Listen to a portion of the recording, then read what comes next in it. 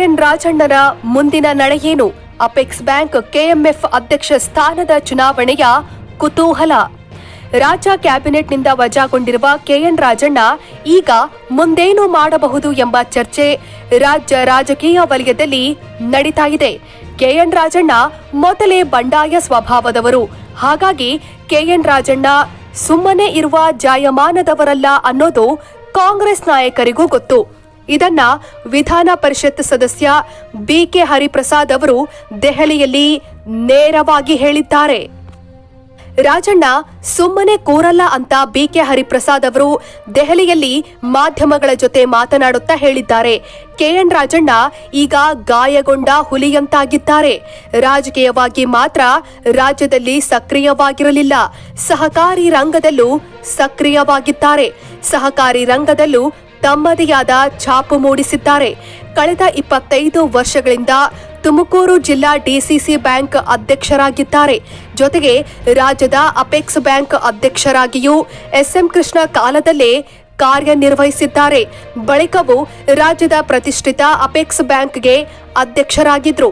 Apex bank ಅಂದ್ರೆ ರಾಜ್ಯದ 3 ಪ್ರಮುಖ ಖಾತೆಗಳಿಗೆ ನೀಡುವ 20 ರಿಂದ 30 ಸಾವಿರ ಕೋಟಿ ರೂಪಾಯಿ ಬಂಡವಾಳವಿರುವ ಬ್ಯಾಂಕ್. ಅಪೆಕ್ಸ್ ಬ್ಯಾಂಕ್ ಮೂಲಕವೇ ಡಿಸಿಸಿ ಬ್ಯಾಂಕ್ಗಳಿಗೆ ಹಣವನ್ನ ನೀಡಲಾಗುತ್ತೆ. ಇಂಥ ಪ್ರತಿಷ್ಠಿತ ಬ್ಯಾಂಕ್ಗೆ ಅಧ್ಯಕ್ಷರಾಗಿ ಯಶಸ್ವಿಯಾಗಿ ಕಾರ್ಯನಿರ್ವಹಿಸಿರುವ ಖ್ಯಾತಿ ಕೆಎನ್ ರಾಜಣ್ಣ ಅವರಿಗಿದೆ. ಕಳೆದುಕೊಂಡಿದ್ದನ್ನ ಕಳೆದುಕೊಂಡ ಜಾಗದಲ್ಲೇ ಹುಡುಕಿ ಮತ್ತೆ ಪಡೆಯಬೇಕೆಂಬ ಜಿದ್ದಿಗೆ ಕೆಎನ್ ರಾಜಣ್ಣ ಬೀಳಬಹುದು. ರಾಜಕೀಯ ಹಾಗೂ ಸಹಕಾರಿ ರಂಗದಲ್ಲಿ ಮತ್ತೆ ತಮ್ಮ ಅಸ್ತಿತ್ವ ಸಾಬೀತಿಗೆ ಕೆಎನ್ ರಾಜಣ್ಣ ಯತ್ನಿಸಬಹುದು. ತಮಗೆ ರಾಜಕೀಯವಾಗಿ ಈ ಸ್ಥಿತಿ ಬರಲು ಕಾರಣರಾದವರ ವಿರುದ್ಧ ರಾಜಕೀಯ ಸೇಡು ತೀರಿಸಿಕೊಳ್ಳಲು ಯತ್ನಿಸಲೂಬಹುದು.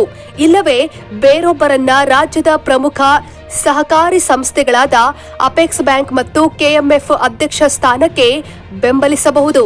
ಹೀಗಾಗಿ ಮತ್ತೆ ಅಪೆಕ್ಸ್ ಬ್ಯಾಂಕ್ ಅಧ್ಯಕ್ಷ ಸ್ಥಾನ ಹಾಗೂ ಕೆಎಂಎಫ್ ಅಧ್ಯಕ್ಷ ಸ್ಥಾನ ಯಾರಿಗೆ ನೀಡಬೇಕೆಂಬ ವಿಷಯದಲ್ಲಿ ಕಾಂಗ್ರೆಸ್ ಪಕ್ಷದೊಳಗೆ ಸಿಎಂ ಸಿದ್ದರಾಮಯ್ಯ ಬಣ ಹಾಗೂ ಡಿಸಿಎಂ ಡಿಕೆ ಶಿವಕುಮಾರ್ ಬಣದ ನಡುವೆ ಫೈಟ್ ನಡೆಯುವ ಸಾಧ್ಯತೆಯೂ ಅಧಿಕವಾಗಿದೆ. ಡಿಸಿಎಂ ಡಿಕೆ ಶಿವಕುಮಾರ್ ಅಪೆಕ್ಸ್ ಬ್ಯಾಂಕ್ಗೆ ತಮ್ಮ ಸಂಬಂಧಿ ವಿಧಾನ ಪರಿಷತ್ ಸದಸ್ಯ ರವಿ ಅವರನ್ನ ಅಧ್ಯಕ್ಷರನ್ನಾಗಿ ಮಾಡುವ ಬಯಕೆ ಹೊಂದಿದ್ದಾರೆ. ಇನ್ನು ಕೆಎಂಎಫ್ಗೆ ತಮ್ಮ ಸಹೋದರ ಹಾಗೂ ಈಗಾಗಲೇ ಬಮೂಲ್ ಅಧ್ಯಕ್ಷರಾಗಿ ಆಯ್ಕೆಯಾಗಿರುವ ಡಿಕೆ ಸುರೇಶ್ ಅವರನ್ನ ಅಧ್ಯಕ್ಷರನ್ನಾಗಿ ಮಾಡುವ ಬಯಕೆ ಹೊಂದಿದ್ದಾರೆ. ಇವೆರಡಕ್ಕೂ ಸಹಕಾರ ಖಾತೆಯ ಮಾಜಿ ಸಚಿವ ಕೆಎನ್ ರಾಜಣ್ಣ ಅಡ್ಡಗಾಲು ಹಾಕಬಹುದು ಎಂಬ ಚರ್ಚೆ ಈಗ ಕ್ವೀನ್ಸ್ ರಸ್ತೆಯ ಕೆಪಿಸಿಸಿ ಕಚೇರಿಯಲ್ಲಿ ನಡೀತಾ ಇದೆ. ಕೆಎನ್ ರಾಜಣ್ಣ ಈ ಹಿಂದೆ ಅಪೆಕ್ಸ್ ಬ್ಯಾಂಕ್ ಅಧ್ಯಕ್ಷರಾಗಿಯೂ ಕಾರ್ಯನಿರ್ವಹಿಸಿದ್ದಾರೆ. ಹೀಗಾಗಿ ಅಪೆಕ್ಸ್ ಬ್ಯಾಂಕ್ ಮೇಲೆ ಹಿಡಿತ ಸಾಧಿಸಲು ಮತ್ತೆ ರಾಜಣ್ಣ ಯತ್ನಿಸಬಹುದು. ಈಗಾಗಲೇ 6ನೇ ಬಾರಿಗೆ ತುಮಕೂರಿನ ಡಿಸಿಸಿ ಬ್ಯಾಂಕ್ ನಿರ್ದೇಶಕ ಸ್ಥಾನಕ್ಕೆ ಕೆಎನ್ ರಾಜಣ್ಣ ನಾಮಪತ್ರ ಸಲ್ಲಿಸಿದ್ದಾರೆ. ಈ ತಿಂಗಳಲ್ಲೇ ತುಮಕೂರು ಡಿಸಿಸಿ ಬ್ಯಾಂಕ್ ನಿರ್ದೇಶಕರು ಮತ್ತು ಅಧ್ಯಕ್ಷರಾಗಿ ಅವಿರೋಧವಾಗಿ ಕೆಎನ್ ರಾಜಣ್ಣ ಆಯ್ಕೆಯಾಗುವ ಸಾಧ್ಯತೆ ದಟ್ಟವಾಗಿದೆ. ಬಳಿಕ ತುಮಕೂರು ಡಿಸಿಸಿ ಬ್ಯಾಂಕ್ನಿಂದ ಅಪೆಕ್ಸ್ ಬ್ಯಾಂಕ್ಗೆ ತುಮಕೂರು ಡಿಸಿಸಿ ಬ್ಯಾಂಕ್ ಪ್ರತಿನಿಧಿಯಾಗಿ ಬಂದು ಅಪೆಕ್ಸ್ ಬ್ಯಾಂಕ್ ಅಧ್ಯಕ್ಷ ಗಾದಿಯ ಮೇಲೆ ಕೂರುವ ಪ್ಲಾನ್ ಮಾಡಬಹುದು ಎಂಬ ಚರ್ಚೆ ಕೂಡ ನಡೀತಾ ಇದೆ. ಹಾಲಿ ಅಪೆಕ್ಸ್ ಬ್ಯಾಂಕ್ ಅಧ್ಯಕ್ಷರಾಗಿ ಕಡೂರು ಕ್ಷೇತ್ರದ ಮಾಜಿ ಬಿಜೆಪಿ ಶಾಸಕ ಬೆಳ್ಳಿ ಪ್ರಕಾಶ್ ಇದ್ದಾರೆ.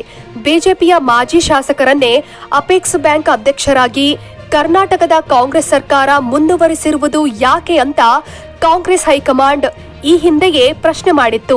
ಹೀಗಾಗಿ ಎಲ್ಲಾ ಜಿಲ್ಲೆಗಳ ಡಿಸಿಸಿ ಬ್ಯಾಂಕ್ ನಿರ್ದೇಶಕರು ಅಧ್ಯಕ್ಷರ ಆಯ್ಕೆಯಾದ ಬಳಿಕ ಅಪೆಕ್ಸ್ ಬ್ಯಾಂಕ್ ಅಧ್ಯಕ್ಷ ಸ್ಥಾನಕ್ಕೂ ಚುನಾವಣೆ ನಡೆಯಲಿದೆ.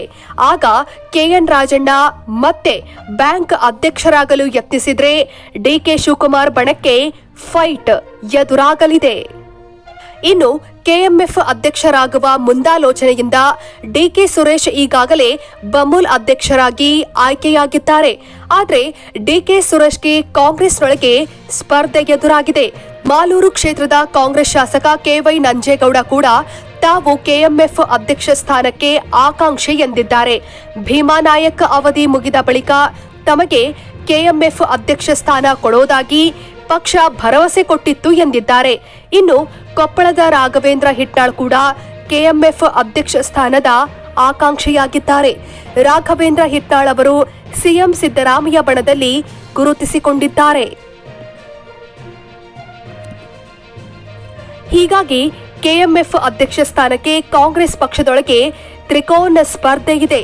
ಡಿಕೆ ಶಿವಕುಮಾರ್ ಅವರು ಕೆವೈ ನಂಜೇಗೌಡರನ್ನ ಬಿಟ್ಟು ತಮ್ಮ ಸಹೋದರ ಡಿಕೆ ಸುರೇಶ್ಗೆ ಕೆಎಂಎಫ್ ಅಧ್ಯಕ್ಷ ಸ್ಥಾನ ಕೊಡಬೇಕೆಂದು ಹೈಕಮಾಂಡ್ ಬಳಿ ಲಾಭಿ ಮಾಡುವ ಸಾಧ್ಯತೆಯೂ ಇದೆ. ವೀಕ್ಷಕರೇ, ಈ ಸುದ್ದಿ ನಿಮಗೆ ಇಷ್ಟವಾದಲ್ಲಿ ನಮ್ಮ ಚಾನೆಲ್ ಅನ್ನು ಸಬ್ಸ್ಕ್ರೈಬ್ ಮಾಡಿ, ಲೈಕ್ ಮಾಡಿ ಹಾಗೂ ಶೇರ್ ಮಾಡಿ.